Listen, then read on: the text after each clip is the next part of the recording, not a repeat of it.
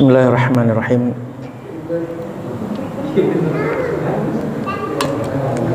Assalamualaikum warahmatullahi wabarakatuh.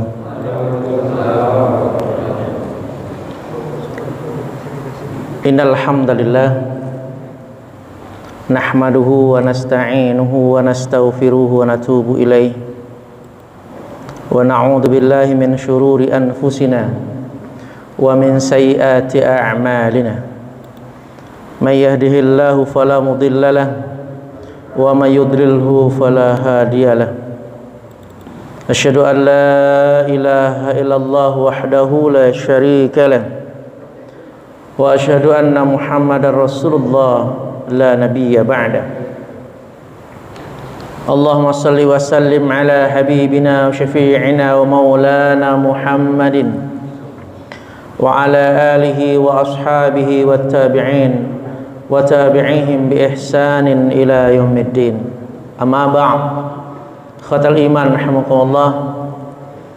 Bersyukur kita tentunya tiada henti atas anugerah yang tercurah kepada kita semua, atas nikmat yang tidak terhitung jumlahnya.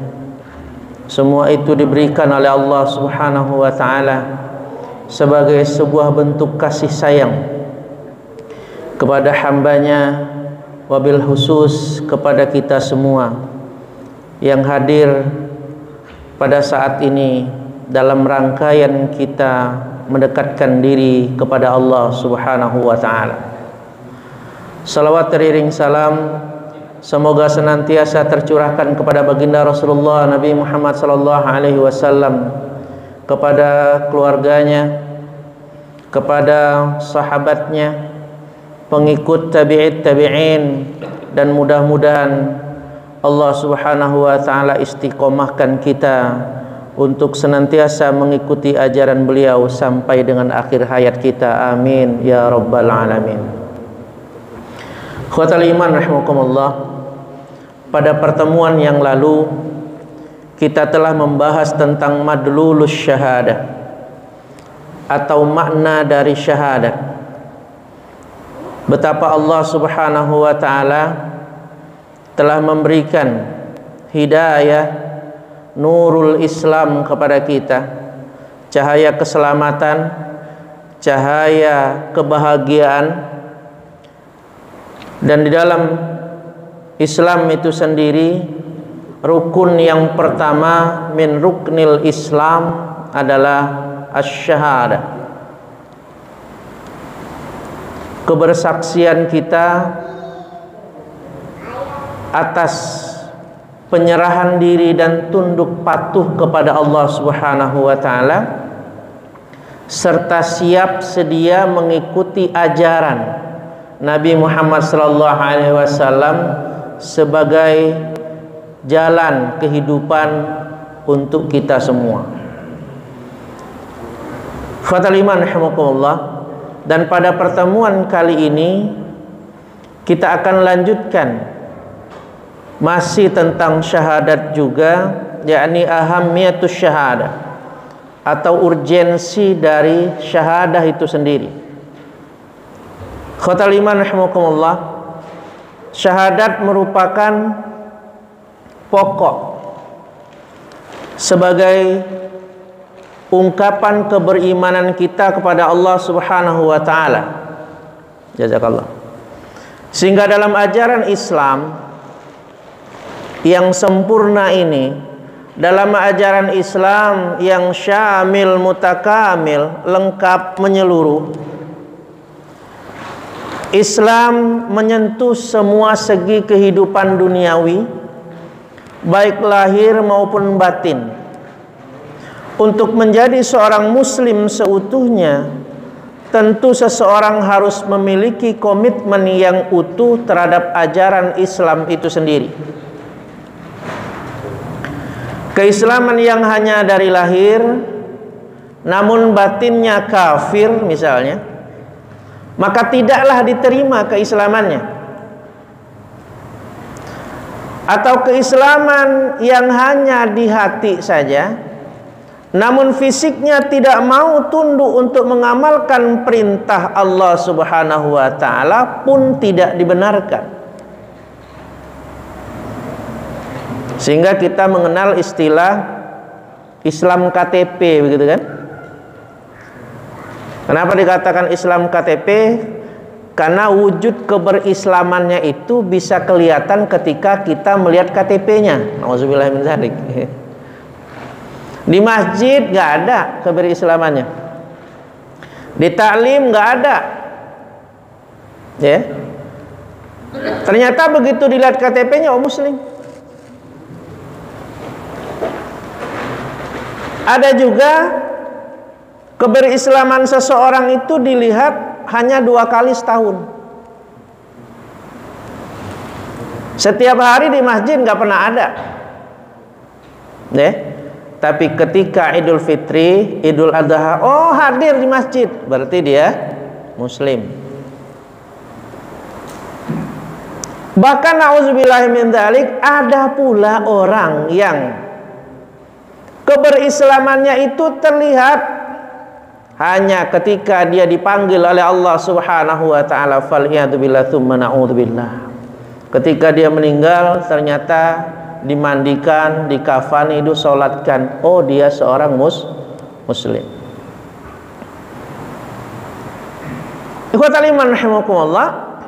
Tapi dalam ajaran Islam yang mulia ini, Allah Subhanahu wa taala sekali lagi menuntut kepada kita, keberislaman itu harus syamil mutakamil, baik lahir maupun batin. Ya, itulah yang dikatakan sebagai seorang muslim yang seutuhnya. Khotal iman rahimakumullah. Tapi ada juga sebagian yang mengamalkan ajaran Islam, meninggalkan sebagian yang lain. Itu pun tidak dibenarkan. Seorang anak yang lahir sebagai seorang muslim dengan lingkungan yang islami, tumbuh berkembang dengan didikan Islam, keterkaitan dengan mengucapkan 2 kalimat syahadat, maka dia tidak dituntut lagi mengucap 2 kalimat syahadat secara formal. Kenapa? Karena pada pertemuan yang lalu sudah kita bahas, karena memang ia terlahir sebagai seorang muslim, atau kita kenal dengan istilah Islam keturunan. Akan tetapi bagi mereka yang lahir dari orang tua non-muslim, lalu tumbuh dan berkembang dengan didikan non-Islam pula, tatkala ia dewasa dan menjadi sadar ingin kembali kepada Islam, hal yang seperti inilah harus mengucapkan 2 kalimat syahadat. Meskipun pengucapan syahadat itu sebenarnya tidak membutuhkan persaksian, jadi sah saja. Misalnya ketika kita, ya, yang sebelumnya non-Islam mau masuk Islam, lantas kita mengucapkan 2 kalimat syahadat, ya, karena sejatinya cukup Allah sebagai saksi. Namun terkadang dihajatkan mengucapkan syahadatan itu di hadapan khalayak ramai atau orang banyak, agar secara sosial diketahui dan diterima kehadirannya sebagai seorang muslim. Jadi sah-sah saja mereka yang mau masuk Islam misalnya mengucapkan 2 kalimat syahadat tanpa tahu manusia yang lain, karena pasti Allah menyaksikan keberimanannya, gitu. Tapi karena kita hidup di lingkungan sosial, ya, tentu alangkah baiknya hal tersebut pun pengucapan 2 kalimat syahadat sebagai tanda keberislaman kita tersebut diucapkan di kalangan orang banyak. Khotal iman rahimakumullah. Nah, apa keterkaitan sebagai urgensi dari syahadah, ya, mengucapkan 2 kalimat syahadat meskipun kita tidak lagi mengucapkan secara formal? Yang pertama, syahadat atau dua kalimat syahadat, syahadatain adalah al-madkhalu ilal Islam. Jelas. Syahadatain itu adalah pintu masuk dalam Islam. Jika seseorang memasuki ruangan yang tertutup, misalnya masuk rumah, masuk kantor, tentu dia memerlukan password atau kunci untuk membuka pintunya. Ya. Kalau ruangan-ruangan yang elit, ya biasanya menggunakan password. Khotul iman rahimakumullah. Demikian juga ketika kita masuk Islam. Seseorang tentunya harus terlebih dahulu mengucapkan syahadatan sebagai password. Ya. Ketundukannya sebagai password penyerahan dirinya kepada Allah Subhanahu wa taala atas imannya saat itu. La ilaha illallah Muhammadar Rasulullah. Asyhadu an la ilaha illallah wa asyhadu anna Muhammadar Rasulullah. Inilah kunci ataupun password pernyataan seseorang bahwasanya dirinya masuk Islam. Kita tengok misalnya sebuah kisah yang mengharukan. Salah seorang kerabat dekat dengan Rasulullah sallallahu alaihi wasallam. Bahkan beliau orang yang menyiapkan harta dan jiwanya untuk perjuangan Rasulullah. Siapa beliau? Siapa? Abu Thalib. Ya kan? Yang mendidik beliau dari kecil, dari remaja sampai menjadi sosok seorang Muhammad yang kuat, yang tangguh, yang berhasil. Bahkan sampai dengan mengantarkan Rasulullah SAW mempersunting salah seorang konglomerat Arab saat itu, Siti Khadijah. Hartanya Siti Khadijah itu 3/4 dari seluruh hartanya orang Arab. Itu Siti Khadijah. Makanya disebut dia sebagai seorang konglomerat saat itu. Bagaimana kita pahami betul menjelang kematian Abu Thalib, para pemuka kafir Quraisy berkumpul di sekeliling Rasulullah SAW. Berkumpul di sekeliling Abu Thalib menjelang kematiannya. Dan saat itu Rasulullah mencoba membimbing pamannya dengan berkata, "Ammi, wahai pamanku, qul la ilaha illallah." Ucapkan la ilaha illallah. Satu kalimat nanti kelak yang dapat saya jadikan hujah untuk membelamu di sisi Allah Subhanahu wa taala. Rasulullah SAW berkata seperti itu di dekat Abu Jahal dan Abdullah bin Umayyah, yang saat itu langsung menimpali, "Wahai Abu Thalib, apakah kamu membenci agama Abdul Muthalib?" Ya. Rasulullah ngajak Abu Thalib mengucapkan syahadah. Abu Jahal, Abdullah bin Umayyah ngomong, "Wahai Abu Thalib, apakah kamu membenci agama bapakmu Abdul Muthalib?" Bayangkan, begitulah detik-detik kematian Abu Thalib. Hingga kematiannya dia tidak mengucapkan kalimat syahadat. Sedih luar biasa Rasulullah SAW, sehingga tahun itu dikenal dengan istilah Amul Huzni, tahun duka cita. Bukan karena dia ditinggalkan oleh dua orang yang dekat dengan dirinya dalam tahun yang sama, tapi juga duka cita itu terjadi karena pamannya yang selama ini sangat sayang, pamannya yang selama ini membela perjuangan beliau sampai dengan akhir hayatnya dituntun untuk mengucapkan syahadat pun tidak bisa mengucapkan syahadah itu.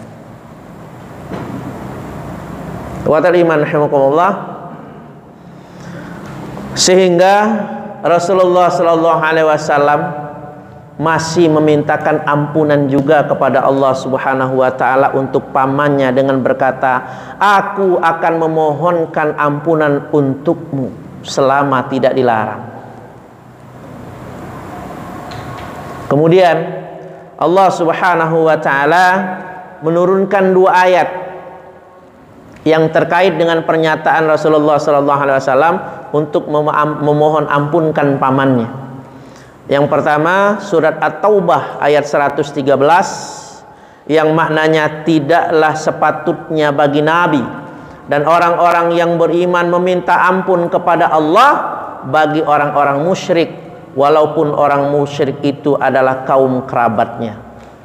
Sudah jelas bagi mereka bahwasanya orang-orang musyrik itu adalah penghuni neraka jahanam.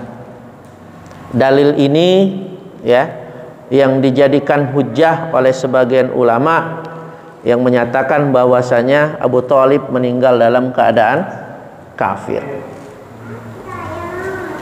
Ayat yang lain Al-Qasas ayat 56 Allah sampaikan kepada Rasulullah saat itu, innaka la tahdi man ahbabta walakinnallaha yahdi man yasha.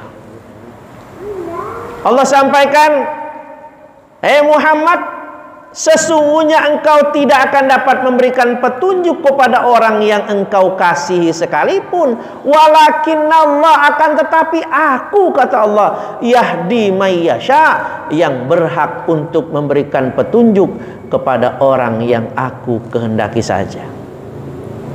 Nah, ikhwatal iman rahimakumullah, oleh karena itulah di balik kisah ini tentu kita harus sangat banyak bersyukur kepada Allah.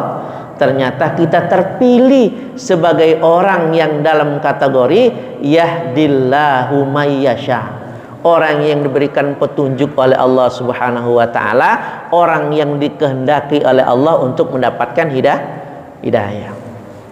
Kalau kita bandingkan perjuangan kita terhadap agama Allah ini dengan Abu Thalib, nggak ada seujung kukunya kan?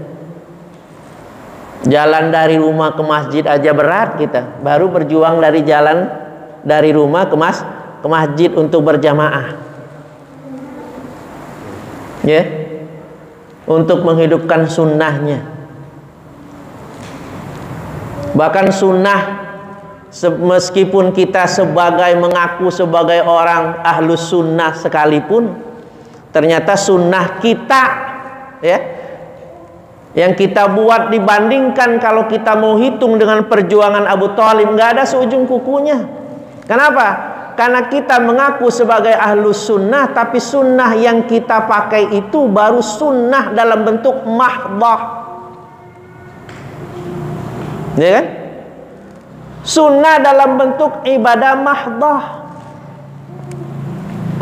sholat berjamaah, tahajud, duha, itu kan sunnah dalam bentuk ibadah mahdhah. Tapi apakah perkataan kita sudah sunnah? Apakah cara bergaul kita sudah sunnah? Apakah cara kerja kita, mencari nafkah kita sudah sesuai sunnah? Belum tentu, ya kan? Padahal sunnah itu bukan hanya sebatas mahdhah. Ini yang harus kita pahami dan ini yang harus kita angkat di tengah-tengah umat yang saat ini suka ada yang mengaku seolah-olah paling nyunnah dalam kehidupannya. Masih banyak orang yang mengaku sebagai ahlus sunnah tapi perkataannya menyakiti orang lain, tidak baik hubungannya dengan tetangga. Padahal baik menjaga hubungan dengan tetangga sunnah apa bukan? Sunnah. Menjaga perkataan kita agar orang lain tidak tersakiti sunnah atau tidak? Sunnah, ya? Tapi kenapa hal-hal sunnah yang baru kita laksanakan itu baru semangat dalam hal mahdhah saja? Oleh karena itulah ketika kita ingin mengamalkan sunnah Rasulullah sallallahu alaihi wasallam, maka qumu sunnatan syamilatan. Ya. Hidupkanlah sunnah Rasulullah sallallahu alaihi wasallam itu dengan sempurna, bukan hanya yang mahdah dan juga ghairu mahdah, ibadah-ibadah yang ghairu mahdah. Ikhwatal iman rahimakumullah. Banyak terjadi seperti itu, jidatnya sampai hitam gitu kan. Tapi ketika ngomong dengan orang lain, ya Allah, omongannya sedikit tapi nyelekit gitu kan. Gitu. Nauzubillahi min zalik. Nah, sekali lagi kembali ya, saya tarik ke belakang. Syukur kita tentu ya harus sangat kepada Allah Subhanahu wa taala, karena kita termasuk orang yang dipilih Allah untuk mendapatkan hidayah. La in syakartum la azidannakum wa la in kafartum inna adzabi lasyadid.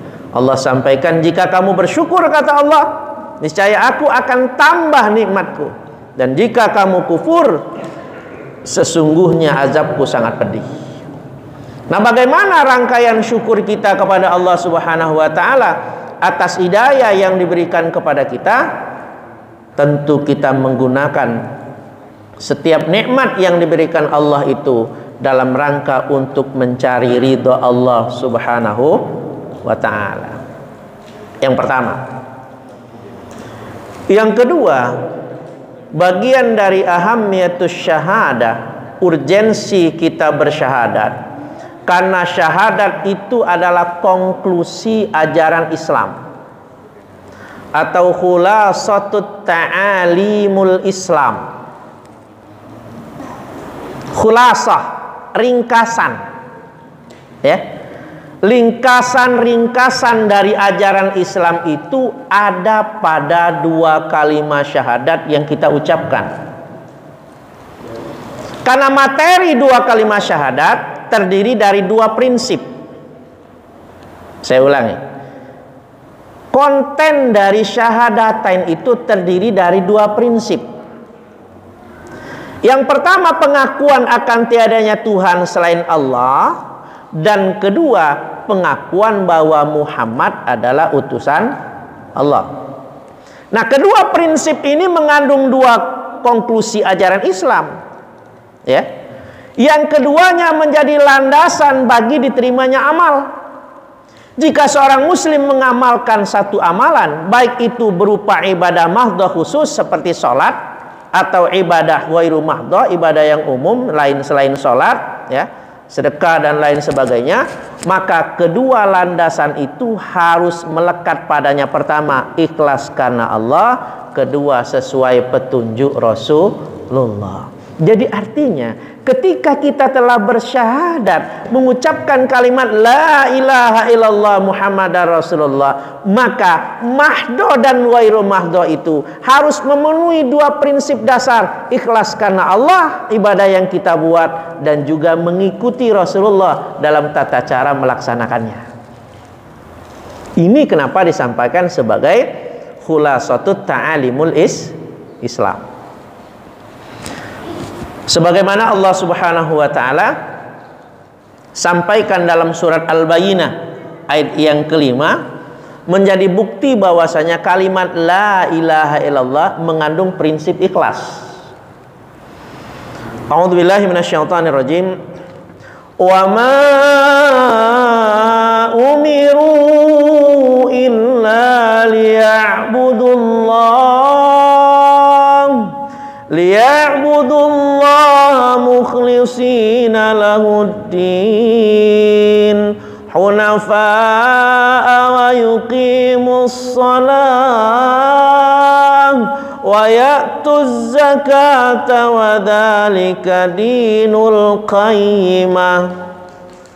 Allah sampaikan dalam ayat tersebut, dan tidaklah mereka diperintahkan kecuali untuk beribadah kepada Allah dengan ikhlas, dengan memurnikan ketaatan kepadanya dalam menjalankan agama yang lurus. Jelas Ayat ini menyatakan kita ini tidak disuruh ibadah kecuali ibadahnya ikhlas.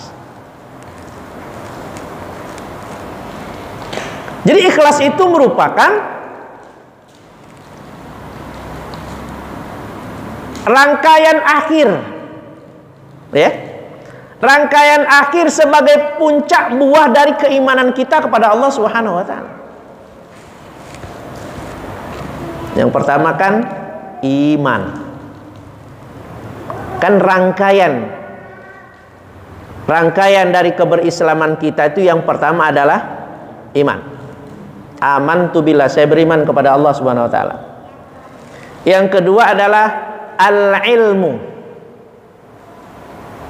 Belajar, mendalami, mengkaji, ya. Ini sedang kita lakukan saat ini. Masuk dalam konsep al-ilmu. Kita sedang menuntut ilmunya. Nggak bisa seseorang hanya beriman saja tanpa ilmunya. Karena orang yang beriman tanpa ilmu maka akan menyebabkan kesesatan dalam pengamalan imannya. Dikisahkan dalam sebuah kisah, entah dari mana datangnya, ada seorang laki-laki yang masuk Islam karena calon istrinya seorang muslimah. Kata calon istrinya, bang, boleh saja nikahi saya bang, tapi abang harus masuk Islam. Oh siap, kalau cuma sekedar masuk Islam. Singkat cerita masuk Islam. Begitu setelah dia masuk Islam, di dalam ajaran Islam itu disampaikan oleh ustadz, oleh kiai yang membimbing dia. Nah, setelah engkau masuk Islam, maka kewajiban pertama yang harus engkau lakukan itu adalah sholat. Karena sholat adalah ibadah yang paling utama dalam ajaran Islam. Siap Pak Kiai? Tapi dia bilang siap, di rumah nanya sama istrinya, dek, saya disuruh sholat, gimana caranya dek, saya nggak bisa sholat. Kata istrinya, gampang bang, sholat itu berjamaah di masjid. Rumusnya cuma satu, ikutin aja. Rumusnya ikutin aja. Oh gitu deh, iya. Lah kan kita sholat berjamaah cuma mengikutin kan. Semangat dia, kalau sholat cuma ngikutin mah mudah. Maka sholat dia berjamaah di masjid. Saking semangatnya, sopnya itu berada persis di belakang imam. Oh. Yang lain belum datang, jamaah dia datang duluan. Begitu takbir, dia ikut takbir. Karena rumusnya kata istrinya, ikutin. Takbir imam Allahu Akbar, takbir juga dia. Karena rumusnya ikutin. Ruku imam Allahu Akbar, dia juga ruku, ngikutin. Sujud imam Allahu Akbar, sujud, dia ingat pesan istrinya, ikutin. Maka dia mengikut sujud. Disinilah persoalannya terjadi. Karena saking semangatnya, sop dia terlalu dekat dengan imam. Begitu imam sujud Allahu Akbar, kaki imam tanpa sengaja kena kepala dia. Dia ingat pesan istrinya, sholat itu ikutin, ya kan? Nah, tahu kan endingnya? Wah, kaki imam kena kepala saya, ikutin kata istri saya. Maka kakinya pun dia kenakan ke kepala makmum di belakang dia. Makmum di belakang nggak terima, apa-apaan ini sholat pakai nendang-nendang, dikaplok dia ke depan, plak, begitu kan? Dia masih ingat rumus dari istrinya, ikutin, maka dia kaplok juga imam di depan dia, plak, bubar sholatnya. Ini iman tanpa menyesatkan, ngawur. Tapi sebaliknya, kalau ilmu tanpa iman membinasakan. Banyak orang pintar, banyak orang hebat, bisa membuat ini itu teknologi canggih, tapi ketika teknologi yang dia buat itu tanpa didasari keberimanan kepada Allah Subhanahu wa taala, maka dia tidak akan pernah mencari tahu apakah yang dia ciptakan itu untuk kemaslahatan atau kemudaratan. Saya punya senjata, punya duit, sanggup beli, silakan bayar. Nggak punya iman. Tapi kalau orang yang berilmu punya iman, saya punya senjata, ada orang beli, buat apa? Kan gitu. Buat apa? Buat kebaikan atau keburukan? Bahkan banyak saat ini orang yang memanfaatkan ya kemampuan bidang ilmunya untuk memperkaya diri sendiri. Dalam kasus corona seperti ini misalnya kan ya, nauzubillah min dzalik, kalau kita berada di lingkungannya, PCR itu pertama keluar berapa harganya? 1 juta lebih, ya kan? Sekarang berapa? Jadi 300. Di India itu 95.000. Berapa tahun rakyat Indonesia kita ini menggunakan PCR seharga 1 juta lebih itu? Baru sekarang turun setelah presiden ngomong nggak boleh lebih dari harganya 300. Baru 300. Di India 95.000. Bukankah ini ilmu, bukankah ini teknologi, bukankah ini capaian kemampuan seseorang dari akalnya yang dimanfaatkan dalam rangka untuk memperkaya dirinya sendiri? Kalau seperti itu bukan untuk kemaslahatan. Kalau untuk kemaslahatan, maka sifat yang diambil itu adalah ta'awun, yang diutamakan, tolong menolong, urusan harga nomor sekian, kan gitu. Bahkan pengakuan yang mengejutkan saat ini, Bill Gates ya, manusia terkaya di dunia saat ini bertambah kaya dengan bisnis vaksinnya karena dia memperoleh keuntungan 1.282 triliun. Subhanallah. Ngaku sendiri dia. Di musim corona ini dengan bisnis vaksin dia dapat keuntungan 1.282 triliun. Kepala saya jadi berpikir, jangan-jangan gitu jadinya kan. Di kampung saya itu ada namanya kulun buaya. Tahu kulun? Kulun itu pawang buaya.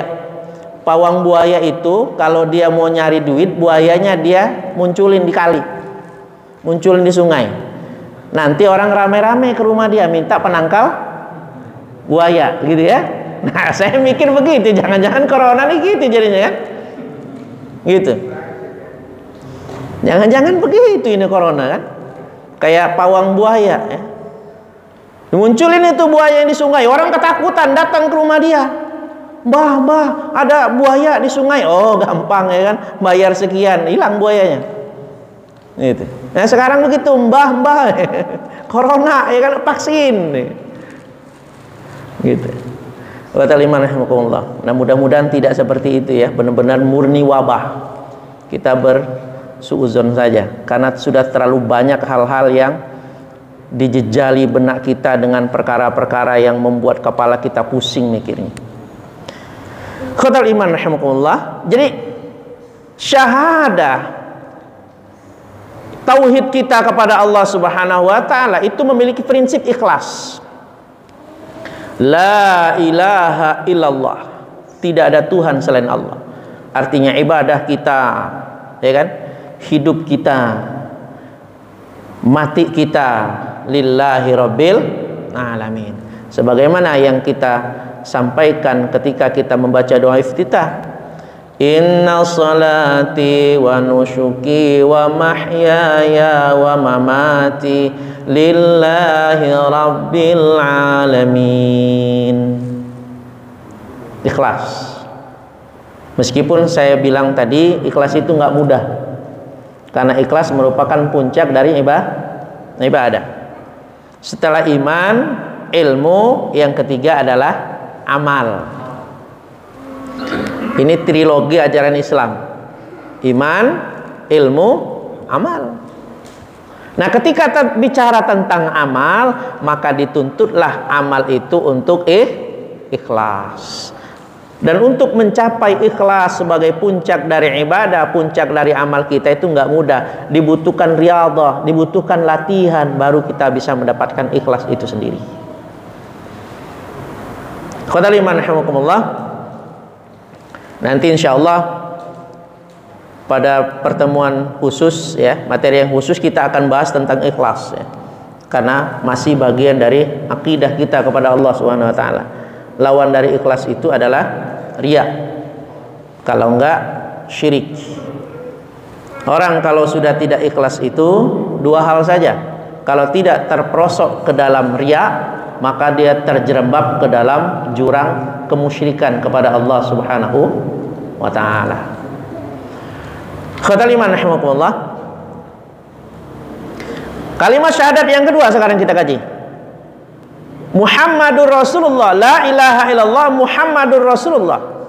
Yang artinya Muhammad adalah utusan Allah. Syahadat kedua ini juga mengandung prinsip dasar ajaran Islam bahwasanya Nabi Muhammad adalah ikutan, rujukan dalam praktik ibadah kita kepada Allah Subhanahu wa ta'ala. Oleh karena itulah saya berani menyatakan sesat dan menyesatkan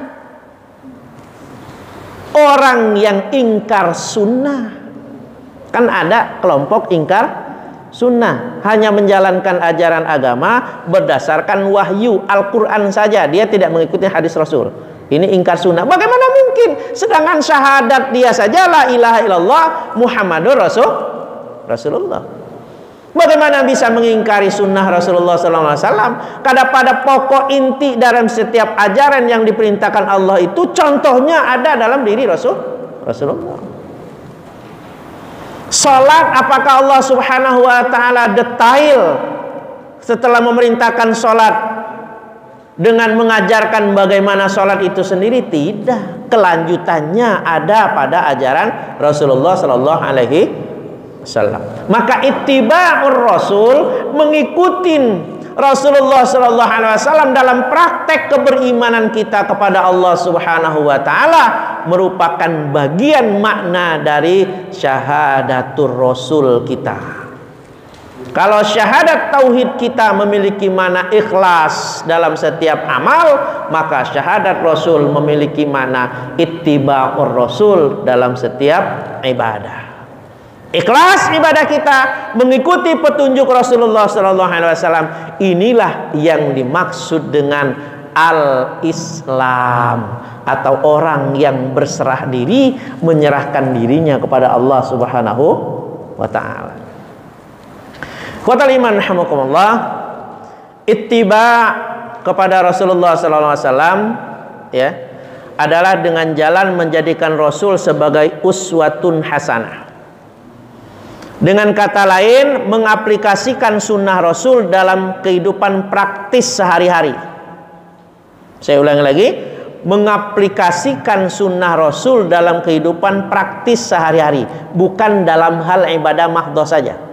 Ini perlu saya tekankan. Baik dalam kaitan ibadah khusus maupun ibadah secara umum. Dimulai membuka mata kita bangun tidur hingga menutup mata kita untuk tidur. Mulai dari membuka mata ketika kita lahir di dunia hingga menutup mata menuju kematian, maka kita harus ittiba'ur rasul. Inilah dinamakan dengan ihya'us sunnah syamilah, menghidupkan sunnah Rasulullah secara sempurna. Tidak hanya mengambil sebagian lantas membuang bagian yang lain. Allah Subhanahu wa ta'ala dalam hal ini sampaikan kepada kita surat Al-Ahzab ayat 21 yang sangat familiar di telinga kita. A'udzubillahi minasyaitonirrajim. Laqad kana lakum fi rasulillahi uswatun hasanah liman kana yarjullaha wal yawmal akhir wa dzakarallaha katsira. Disampaikan oleh Allah, sesungguhnya telah ada pada diri Rasulullah sallallahu alaihi wasallam suri tauladan yang terbaik. Ya, suri tauladan yang terbaik bagimu, bagi orang yang berharap bertemu dengan Allah dan selamat pada hari akhir. Jadi kalau kita mau selamat dunia akhirat kita dan mau bertemu Allah Subhanahu wa taala, syaratnya kata Allah, ikutinlah Rasul. Ittiba'ur Rasul. Salatnya Rasul bagaimana? Bicaranya Rasul seperti apa? Ibadah Rasul bagaimana? Tapi bertetangga juga seperti apa? Mencari nafkah Rasulullah bagaimana? Membina rumah tangga pun seperti apa? Ini namanya ittiba'ur Rasul. Maka Rasulullah SAW bersabda dalam hadis yang diriwayatkan oleh Imam Tirmizi, apa kata beliau? Wajib atas kalian mengikuti sunnahku dan para khulafaur rasyidin yang diberi petunjuk. Alaikum bisunnati wa sunnata khulafaur rasyidin. Peganglah kuat-kuat sunnah itu, kata beliau, dan tinggalkanlah perkara-perkara yang baru. Maka sesungguhnya setiap bid'ah itu adalah sesat. Kata Imam rahimahullah. Jadi ketika kita bilang orang itu ahlul bid'ah, bukan karena dia membuat-buat perkara hal baru dalam ibadah mahdhah saja. Jadi boleh sah saja kita menunjuk orang yang mulutnya tidak dijaga, bid'ah kamu kalau ngomong, gitu. Boleh nggak begitu? Kan prinsip sunnah tadi kan begitu, bukan hanya pada ibadah mahdhah. Bid'ah, kok bid'ah Rasulullah tuh nggak pernah nyakitin orang kalau ngomong, gitu kan? Bid'ah kamu dalam mencari nafkah. Kenapa? Rasulullah tidak mencari nafkah dengan cara yang tidak baik seperti ini. Itu bid'ah dalam mencari nafkah namanya. Nah, ikhwatal iman rahimakumullah. Jadi sekali lagi yang ingin saya tegaskan, menghidupkan sunnah itu maka laksanakanlah secara keseluruhan atau sempurna. Yang ketiga, urgensi dari syahadat itu adalah asasul inqilab. Apa itu asasul inqilab? Landasan perubahan seseorang. Itu ada dalam dua kalimat syahadat atau syahadatain. Bagi umat manusia yang semenjak awal hidupnya dituntun oleh syahadat dan dibimbing Islam, maka syahadat tonggak pemandu jalan hidupnya. Udah jelas. Kalau sebelumnya memang dia sudah berislam, lahirnya dalam keadaan muslim, maka syahadat kita itu sebagai tonggak pemandu kehidupan kita. Oh, kita ini muslim, gitu.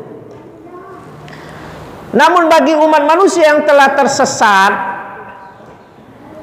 syahadat adalah prinsip dasar yang menjadi titik tolak perubahan, baik secara individual maupun kolektif, menuju kehidupan yang sesungguhnya dikehendaki oleh Allah Subhanahu wa ta'ala. Sehingga syahadat itu akan merubah manusia secara total, maka dikatakan sebagai asasul inqilab. Syahadat itu akan mengubah manusia secara total karena terdapat prinsip dasar yang mengubah cara pandang manusia akan hakikat diri, alam semesta, dan keberadaan Allah Subhanahu wa ta'ala. Ibaratnya syahadat membuat orang kafir seolah-olah kembali dilahirkan untuk yang kedua kalinya. Membuat orang yang selama ini kafir terhadap Allah seolah-olah dilahirkan kembali. Kenapa? Akan ada perubahan yang dahsyat pada dirinya, baik secara individual maupun sosial.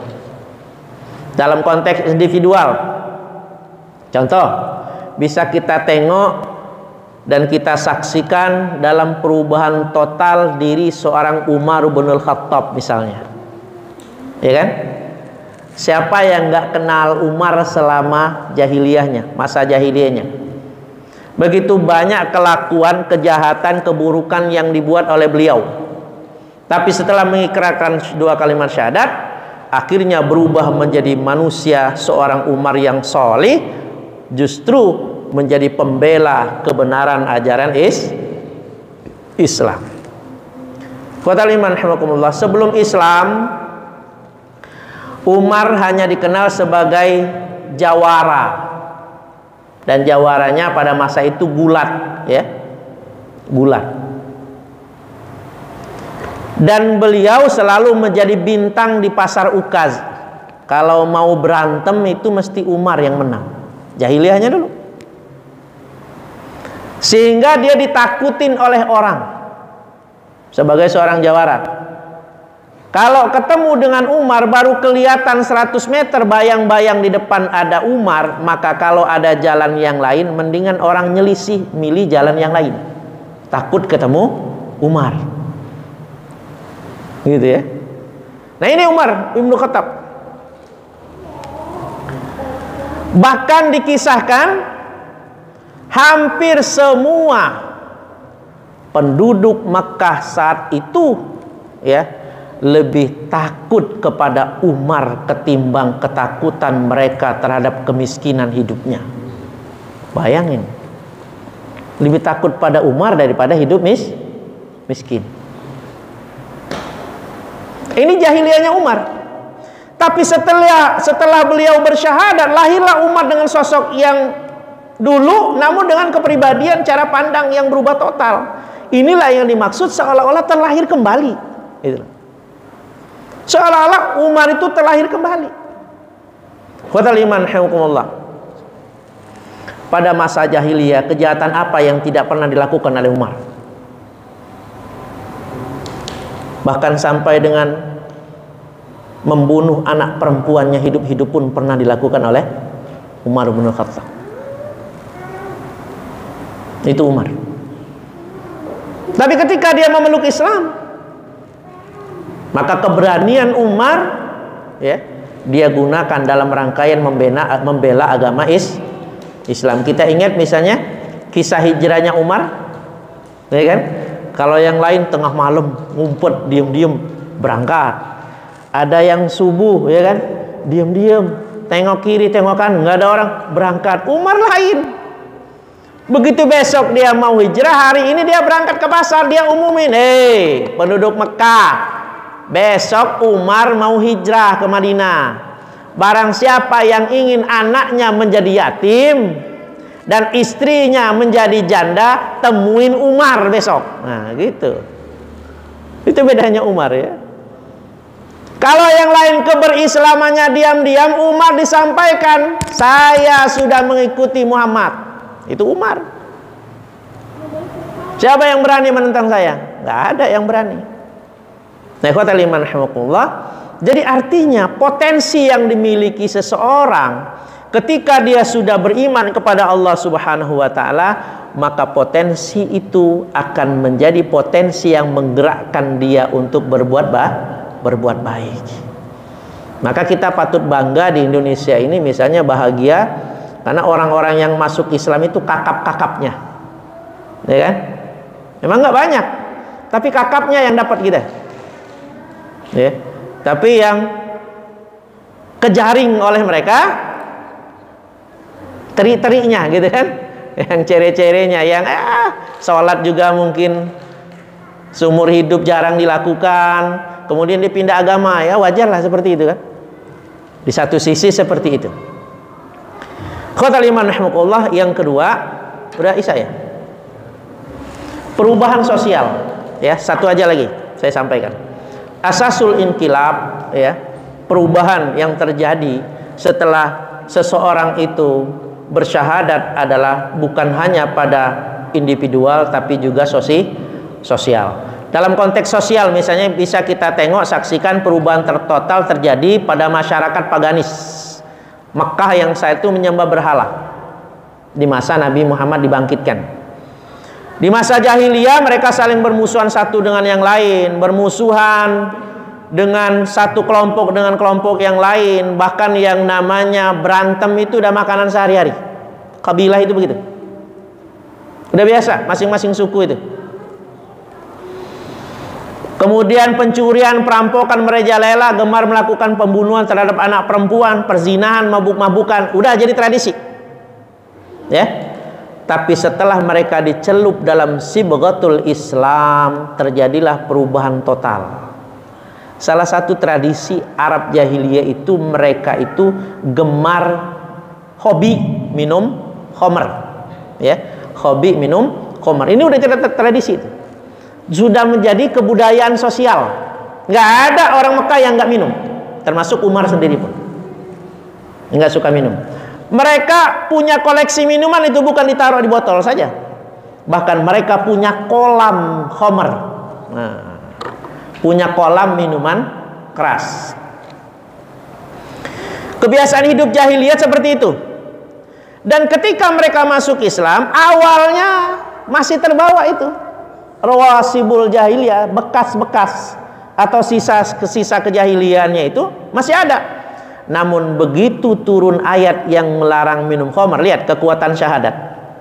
Ketika turun ayat yang memerintahkan larangan terhadap khamr, serentak masyarakat Islam saat itu pun membuang seluruh minuman yang ada. Bahkan dikisahkan sampai jalan-jalan Arab itu seperti habis hujan, genangan air sehabis hujan dari minuman yang mereka tumpahkan di jalan.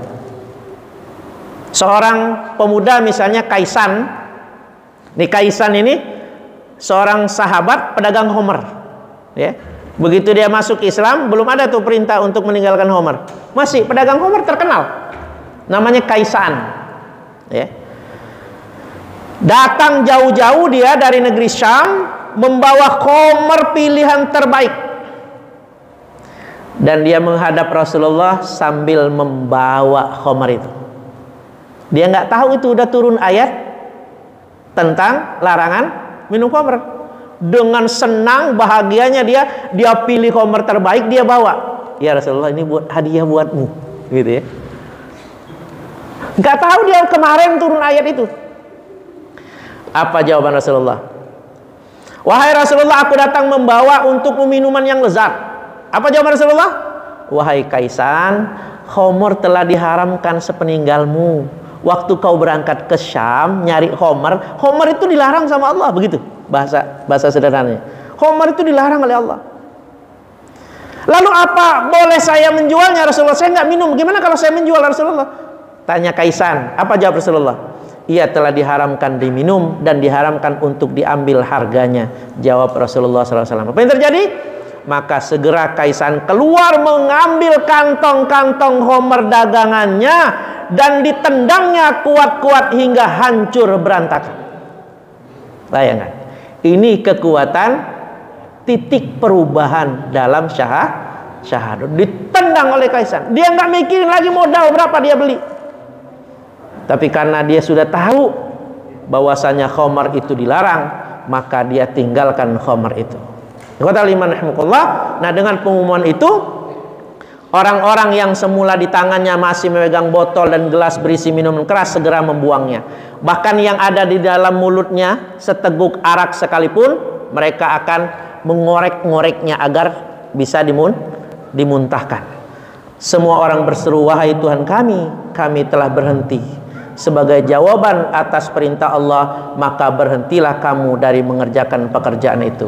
Surat Al-Maidah ayat 91. Itu mungkin ikhwatal iman rahimakumullah, karena kita berbatas waktu, belum selesai kajian tentang ahamatus syahadah ini, ahamiyatus syahadah. Insyaallah akan kita lanjutkan. Sangat menarik sekali. Mudah-mudahan Allah memberikan hidayah dan memberikan ilmu yang berkah untuk kita semua. Amin ya rabbal alamin. Naqtatim bi qiraatul du'a.